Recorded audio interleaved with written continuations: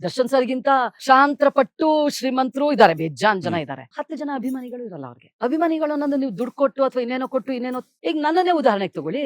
ನನಗೂ ದರ್ಶನ್ ಸರ್ ಅವ್ರಿಗೂ ಏನು ಕನೆಕ್ಷನ್ ಇಲ್ಲ. ಇಡೀ ಜೀವನದಲ್ಲಿ ಅವ್ರನ್ನ ನಾನು 2 ಸಲ ನೋಡಿರೋದು. ಅಷ್ಟಕ್ಕೆ ಅವ್ರು ನಮ್ಮ ಮನಸ್ಸನ್ನ ಗೆದ್ದು ಬಿಟ್ಟಿದ್ದಾರೆ. ಸೊ ಹಾಗಾಗಿ ದರ್ಶನ್ ಸರ್ ಅವ್ರಿಗೆ ನಿಜವಾದ ಅಭಿಮಾನಿಗಳು ಏನಿದ್ದಾರೆ, ದೊಡ್ಡ ಆಸ್ತಿ ಅದು ದರ್ಶನ್ ಸರ್ ಅವ್ರಿಗೆ. ಸೊ ಧನ್ವೀರ್ ಅವರ ಅವ್ರ ಸಂಬಂಧ ನೋಡಿದಾಗ ಬಹಳ ಖುಷಿ ಆಗುತ್ತೆ. ಧನ್ವೀರ್ ಅವ್ರು ಏನ್ ದರ್ಶನ್ ಅವ್ರ ಪರವಾಗಿ ನಿಂತಿದ್ರಲ್ಲ, ಅದನ್ನ ಒಂದಷ್ಟು ಜನ ವರ್ಗ ಮಾತಾಡ್ಕೊಳ್ತಿರೋದಂದ್ರೆ, ದರ್ಶನ್ ಅವ್ರು ಇಲ್ಲ ಅಂತಂದ್ರೆ ಧನ್ವೀರ್ ಸಿನಿಮಾಗಳು ಓಡಲ್ಲ, ಅವರ ಸಿನಿಮಾಗಳಿಗೋಸ್ಕರ, ಅವರ ಸಿನಿಮಾ ಜರ್ನಿಗೋಸ್ಕರ ಅವ್ರ ಜೊತೆಗಿದ್ದಾರೆ ಅಂತ ಮಾತಾಡ್ತಾರೆ. ಅಂತ ಅವ್ರಿಗೆ ಏನ್ ಹೇಳ್ತಾರೆ ಅಂದ್ರೆ, ತಾಕತ್ ಇಲ್ದೆ ಯಾರು ಅವ್ರ ಸಿನಿಮಾಗಳನ್ನ ಹಿಟ್ ಮಾಡಕ್ ಸಾಧ್ಯ ಇಲ್ಲ.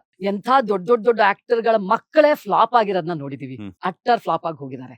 ಅಥವಾ ಈಗ ದರ್ಶನ್ ಸರ್ ಉದಾಹರಣೆ, ಅವ್ರಿಗೆ ಯಾರ ಆಶೀರ್ವಾದ ಇತ್ತು? ಅವ್ರಿಗೆ ಯಾರು ಗಾಡ್ ಫಾದರ್ ಆಗಿ ಕರ್ಕೊಂಡ್ ಬಂದ್ರು? ಸ್ವಂತ ಎಬಿಲಿಟಿಯಿಂದ, ಸ್ವಂತ ಪ್ರತಿಭೆಯಿಂದ, ಸ್ವಂತ ಒಂದು ಇದರಿಂದ ಮೇಲ್ ಬಂದ್ರು ಅವರು.